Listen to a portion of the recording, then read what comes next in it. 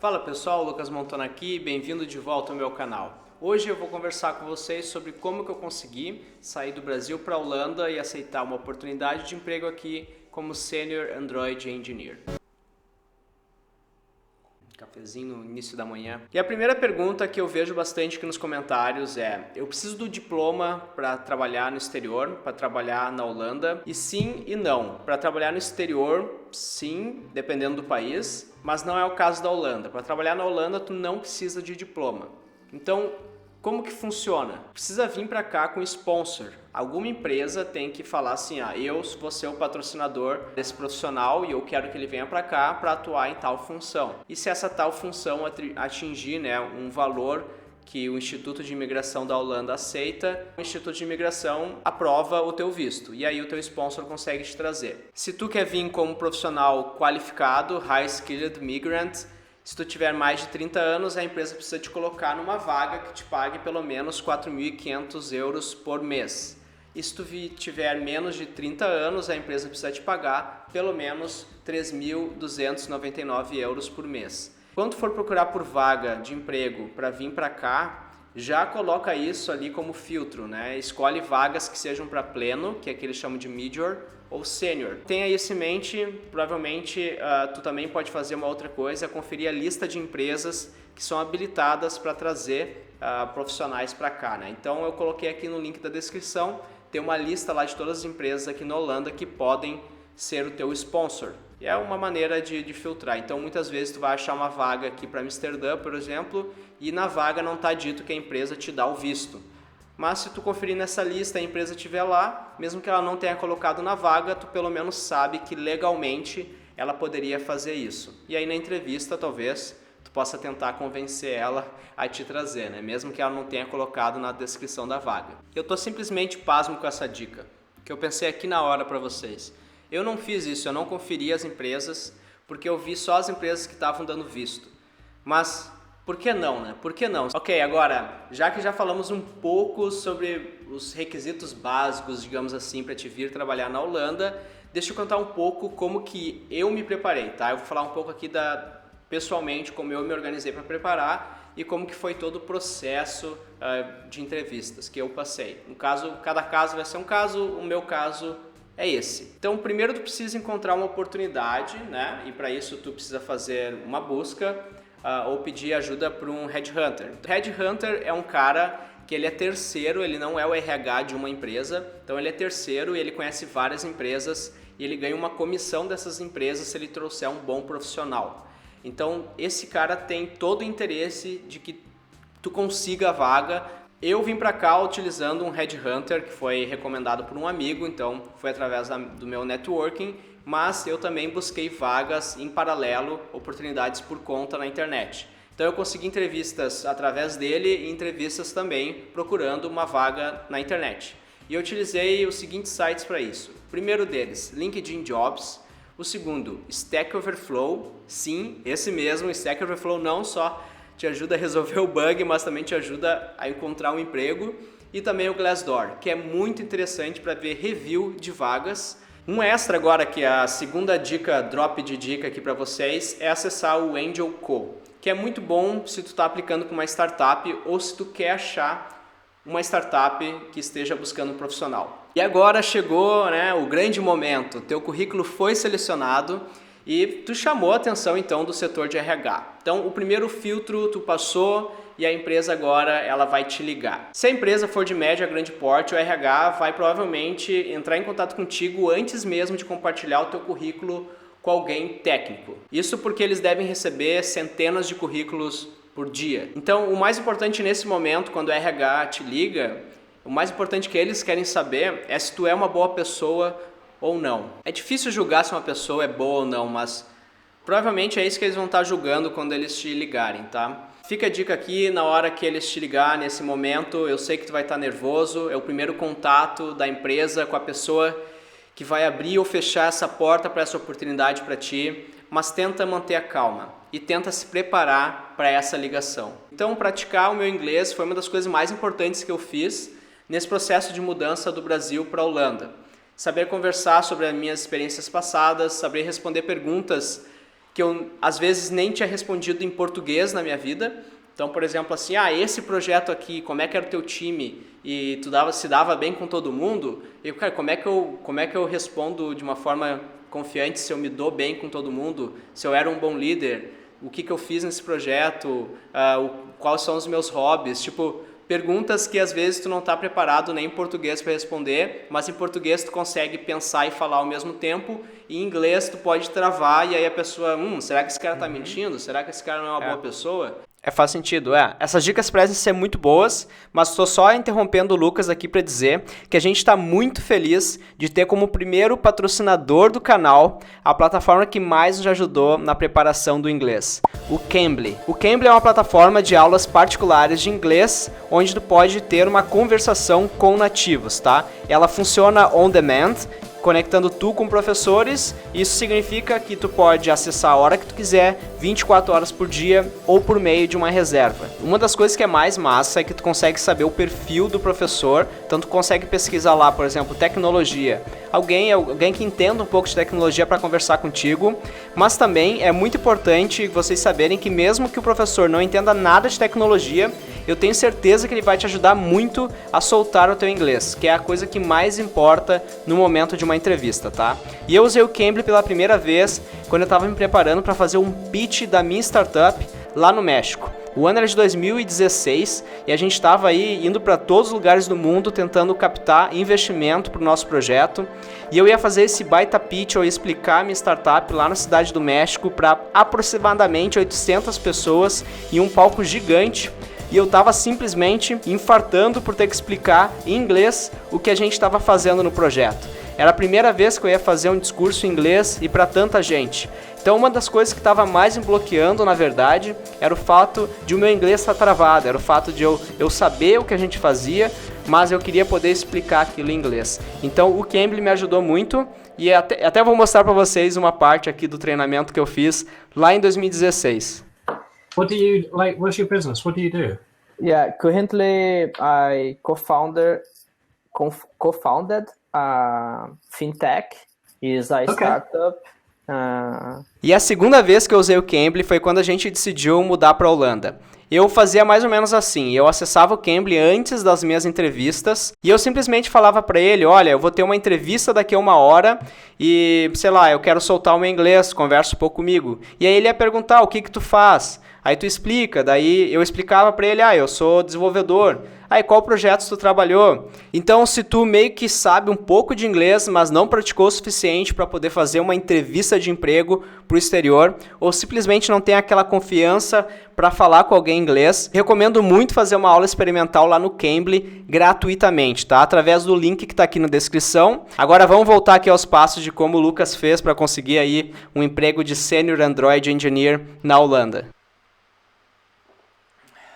Chegou a acabar meu café.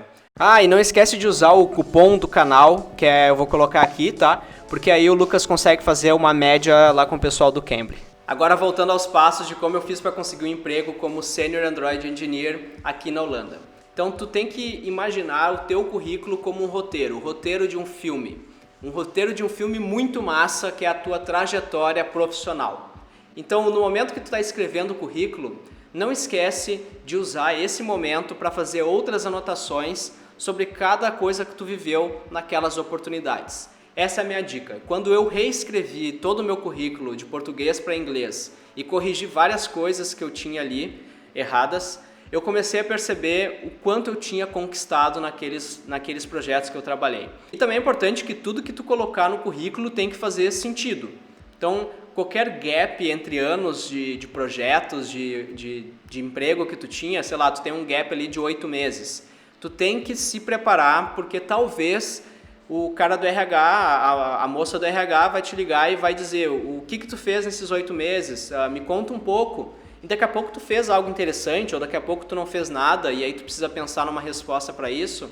Então, tudo que tu colocar no currículo tem que fazer sentido. Se tem algum gap ali, não esquece também de fazer anotações sobre o que tu estava fazendo naquele gap ali profissional. Outra dica sobre o currículo é não esquecer que as tecnologias que tu sabe não é o mais importante. Eu vejo muita gente colocar tipo skills, eu sei isso, ou tags, colocar eu sei chatbot, eu sei Java, eu sei JavaScript, eu sei React, React Native, eu sei Flutter, colocar tipo só as tecnologias que tu sabe, que tu tem conhecimento.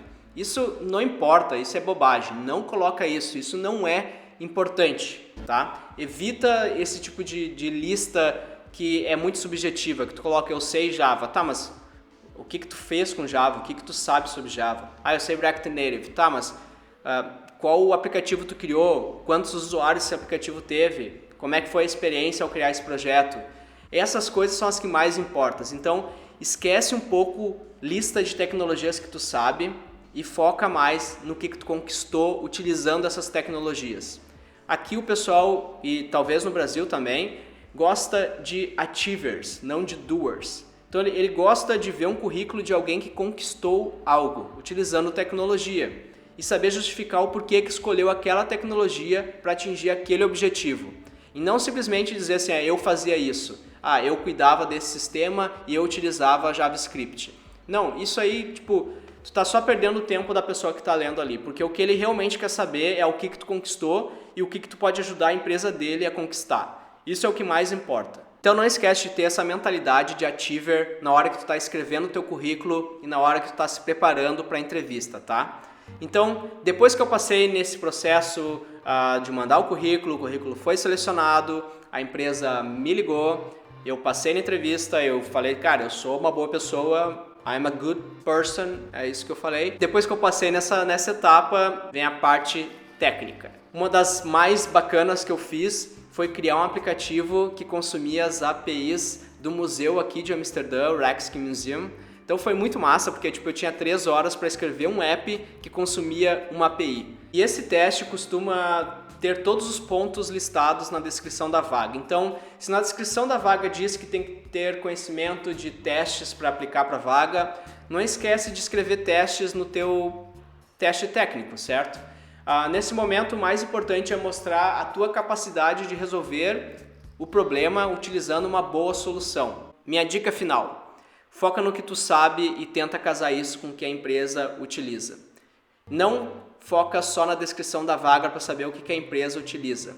Pesquisa no LinkedIn quais são os profissionais que trabalham lá, quais são as descrições dos cargos desse profissional. Então, por exemplo, se tu vai trabalhar numa empresa como Senior Android Engineer, talvez seja legal ir no LinkedIn e achar outros Senior Android Engineer que trabalham nessa empresa e ver a descrição deles no cargo que eles atuam.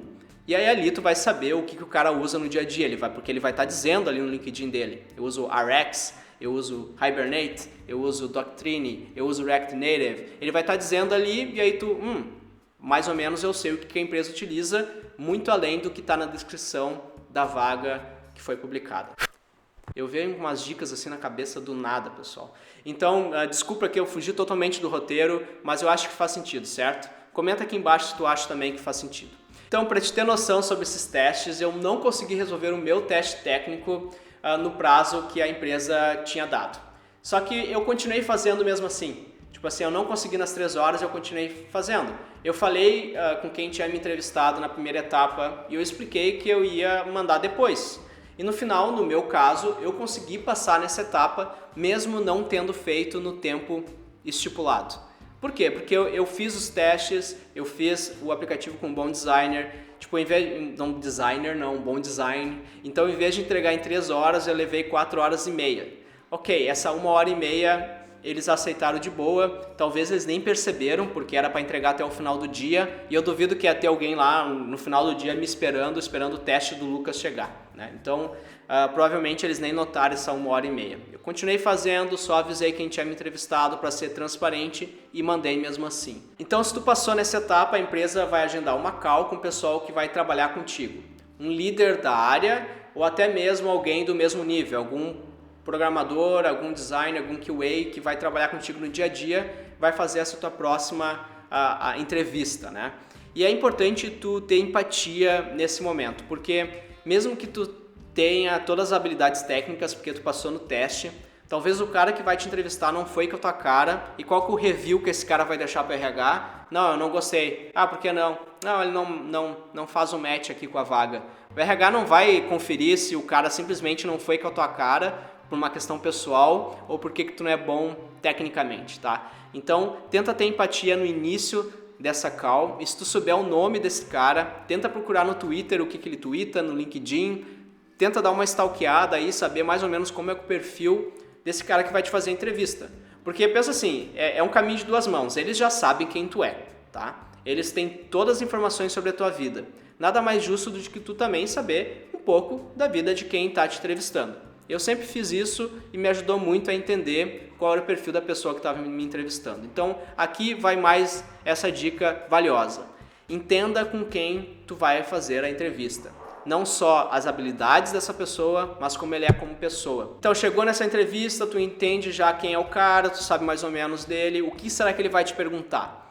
Ele pode te perguntar coisas aleatórias, ele pode te perguntar essas coisas aí de Big O, essas coisas de performance, ele pode perguntar isso, mas eles também podem te perguntar sobre as decisões que tu tomou naquele teste técnico que tu fez. Pega o teste técnico que tu fez e pensa assim nas decisões que tu tomou ao fazer aquele teste.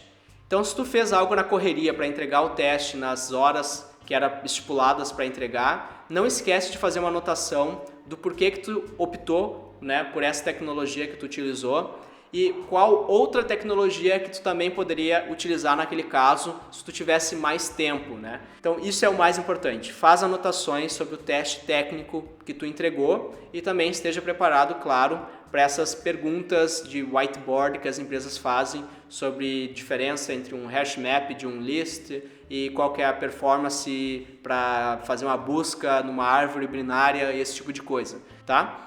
Então, se tu tiver sobrevivido a essa entrevista, tu provavelmente vai receber uma offer letter ou tu vai receber uma proposta para voar aqui para Amsterdã, ou para Holanda, ou para a cidade que estiver aplicando. Tu vai vir para cá com tudo pago para fazer uma entrevista presencial. E aí, praticamente aqui, tu tem 90% de chance de passar na vaga, que é aqui o que esses caras estão querendo analisar é se tu vai funcionar bem dentro de um time num cenário real. Então, no meu caso, quando eu vim para cá, a empresa pagou 5 dias para mim ficar em Amsterdã e nesses 5 dias, 2 eu tive que ir no escritório e trabalhar junto com as pessoas que eu iria trabalhar no meu dia a dia. E ali eles me deram tarefas reais, talvez eles te dêem uma tarefa falsa ou simplesmente eles te dêem problemas para resolver num quadro branco, mas a questão toda é como que tu interage com as pessoas que estão te dando a tarefa e muito menos a tarefa em si. Então não esquece, se tu voar para cá para fazer um teste presencial, uma das coisas que mais importa é como que tu interage com essas pessoas. Se tu não sabe a resposta para uma tarefa que eles vão te dar, tu interage com as pessoas para saber a resposta e chegar na conclusão.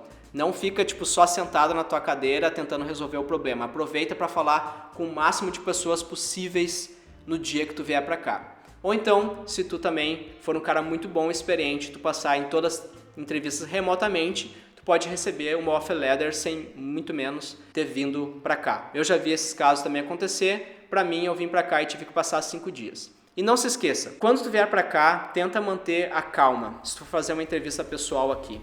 E no pior das hipóteses, tu ganhou uma viagem grátis, certo? Então, pessoal, essas foram as minhas dicas de hoje e eu vejo vocês no próximo vídeo.